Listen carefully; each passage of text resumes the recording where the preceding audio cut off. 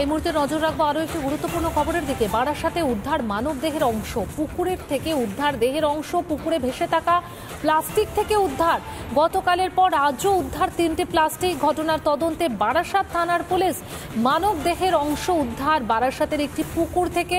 পুকুরে প্লাস্টিক ভেসে থাকতে দেখা যায় এবং তারপর সেই প্লাস্টিক উদ্ধারের পরে দেখা যায় তার ভেতরে রয়েছে মানব দেহের অংশ। একটা এখানে কি ফেলে গেছে নোংরা, আমরা তো ভাবছি ওটার বোধহয় নোংরা, কিন্তু পরে ওটা ছেলে পেলে দেখেছে, বলছে বডি আছে, পুলিশকে খবর দিয়েছে, পুলিশ এসে তখন তুলেছে। হ্যাঁ, আপনার বাড়ি? আমার বাড়ি পুকুর পাড়েই। আজকে দেখলাম, আজকে যতক্ষণে এসেছি ততক্ষণে তো বডির মানে প্লাস্টিকের বডি ভেসে উঠেছে। কালকের মতোই সেম অবস্থা। কালকে পাওয়া গেছিল বডির একটা অংশ, আজকে বাকি অংশ পাওয়া গেল। কটা প্যাকেট পাওয়া গেছে? কালকে একটা প্যাকেট পাওয়া গেছে। বিগত কয়েকদিন ধরেই, এই 3-4 দিন ধরে আমরা কিছু বস্তা ভেসে থাকতে দেখছি। তো এখানে তো মাছ ছাড়া হয়, মাছের খাবার দেওয়া হয় বস্তার মধ্যে বেঁধে। আমরা ভেবেছি হয়তো খাবার দিয়েছে, কিন্তু গতকাল রাত্রেবেলায় আমাদের পাড়ার ছেলেরাই ওখানে পুকুরঘাটে একটা বস্তা ভেসে আসে, সেটাকে খোলার পরে দেখে তার মধ্যে মানুষের শরীরের কিছু অংশ রয়েছে। রাজ্যে আবাস প্রকল্পে ভুরি ভুরি দুর্নীতির অভিযোগ। বীরভূমের দুবরাজপুরে তৃণমূলের আজব প্রচার। দালালদের ফাঁদে না পড়ার প্রচার তৃণমূলের। কোনো কর্মী কাটমানি চাইলে তৃণমূল কার্যালয়ে আসার প্রচার। টাকা থেকে অবশ্যই আপনারা বাড়ি বানাবেন। আপনাদেরকে কোনো ব্যক্তি যদি জোর করে বা ভয় দেখায় তো আপনারা আমাদের দলীয় কার্যালয় অথবা পঞ্চায়েত অফিসে জানাতে পারেন। আমরা সেই ব্যক্তির বিরুদ্ধে আইনত ব্যবস্থা নেব। সমস্ত আবাস তালিকাভুক্ত নাগরিকদের জানানো যাইছে যে মাননীয় মুখ্যমন্ত্রী মমতা বন্দ্যোপাধ্যায় আপনাদের যে আবাস যোজনার জন্য যে টাকা ছেড়েছেন, সেই টাকা শুধুমাত্র আপনাদের বাড়ি করার জন্য। সেই টাকা থেকে আমাদের কোনো দলীয় নেতৃত্ব, কোনো কর্মী বা কোনো পঞ্চায়েতের স্টাফ বা কোনো দালালকে কোনোরূপ কোনো টাকা দেবেন না। যদি কেউ কোন রকম আপনাদেরকে ভয় দেখায় তো আপনারা আমাদের গ্রাম পঞ্চায়েত অফিস অথবা আমাদের পার্টি অফিসে এসে অভিযোগ জানাতে পারেন। আমরা তার বিরুদ্ধে কড়া ব্যবস্থা নেব। এই বাড়ি আপনাদের স্বপ্নের বাড়ি। এখানে বলা হচ্ছে যে আমাদের যে বাড়ির টাকা বা বাড়ি দেওয়ার যে প্রকল্পটা চলছে তার জন্য বলা হচ্ছে যে বাড়ি যেন সবারই তৈরি করে, আর কেউ যদি টাকা চায় তাহলে টাকা যেন কাউকে না দেওয়া হয়। আর এটার জন্য আমাদের ভাই যারা এসেছে এখানে বলতে, এই ঘোষণা দিতে, এখানে বার্তা দিতে এসছে, আমরা খুবই খুশি। কারণ ওরা সগর্বে বলছে যে কাউকে টাকা দেবে না, টাকা দিলে আমাদের তৃণমূল কংগ্রেসের পঞ্চায়েত অফিসে জানাবেন। এটার জন্য আমরা খুবই খুশি।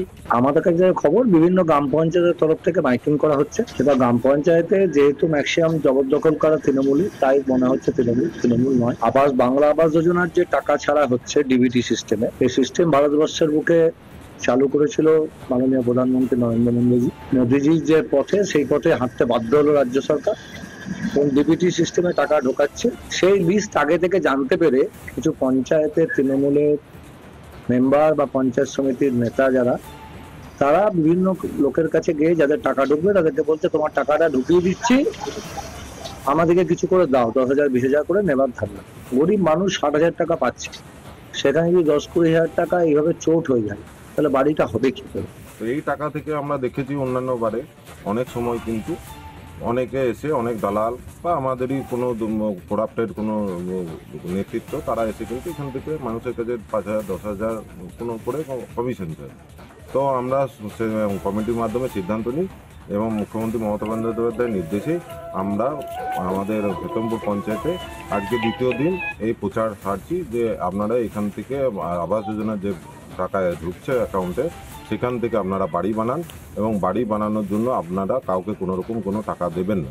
এই টাকা থেকে শুধুমাত্র বাড়ি বানাবেন এবং কোনো দালাল বা কোনো আমাদের নেতৃত্ব বা কোনো কাউকে কোনো রকম কোনো টাকা লাগবে না।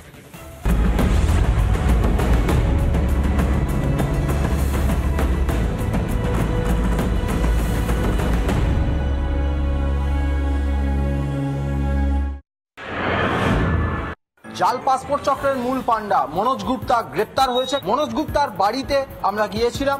সেই বাড়ির প্রতিবেশীরা তারা বলছেন যে খুব একটা সাধারণ মানুষের সঙ্গে কথাবার্তা বলতো না মনোজ গুপ্তা, অর্থাৎ রীতিমতো ভদ্র মানুষ, ভালো মানুষের আড়ালে ফেক পাসপোর্ট চক্র চালাতো। বেহালা শিলপাড়া এলাকায় সেই বাড়ির থেকে কিছুটা দূরে শখের বাজার এলাকায় আমি এই মুহূর্তে এই যে বাড়ি, এই বাড়ি 1A ফ্ল্যাট, এই ফ্ল্যাট এবং এর ঠিক ওপরে 2A, এই যে দুটি ফ্ল্যাট, এই দুটি ফ্ল্যাটেই চলতো জাল পাসপোর্ট চক্র।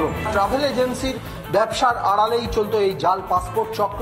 বিগত 5 বছর ধরে কয়েক হাজার বাংলাদেশ থেকে এপারে অবৈধভাবে আসা মানুষকে ভারতীয় হিসাবে পরিচয়পত্র তৈরি করিয়েছে এবং টাকার বিনিময়ে সেই পরিচয়পত্রের বেসিসে তাদেরকে ভুয়ো পাসপোর্ট দিয়েছে। ভিডিও জার্নালিস্ট আলী হোসেনের সঙ্গে সৈকত, রিপাবলিক বাংলা, কলকাতা।